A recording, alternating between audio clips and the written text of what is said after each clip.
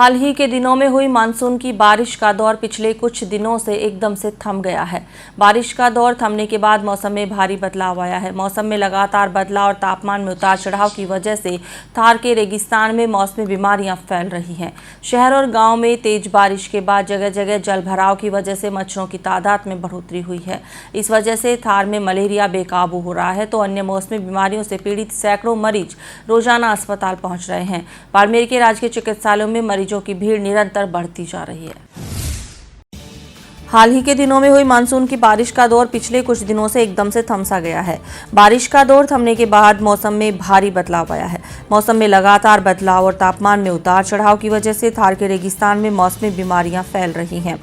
शहर और गांव में तेज बारिश के बाद जगह जगह जल भराव की वजह से मच्छरों की तादाद में बढ़ोतरी हुई है। इस वजह से थार में मलेरिया बेकाबू हो रहा है तो अन्य मौसमी बीमारियों से पीड़ित सैकड़ों मरीज रोजाना अस्पताल पहुंच रहे हैं। बाड़मेर के राजकीय चिकित्सालय में मरीजों की भीड़ निरंतर बढ़ती जा रही है। चिकित्सालय में रजिस्ट्रेशन काउंटर, ओपीडी, निःशुल्क दवा जांच केंद्र में मरीजों की लंबी लंबी कतारें लगी नजर आती हैं। मौसम परिवर्तन के साथ ही जिले भर में मौसमी बीमारियों ने अपने पांव तेजी से पसार दिए हैं।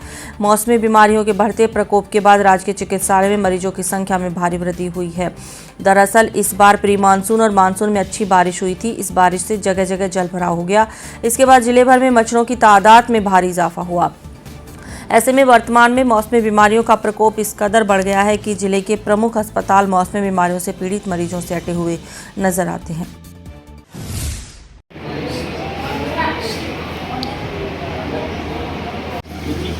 नॉर्मल बढ़िया है, कोई समस्या नहीं है।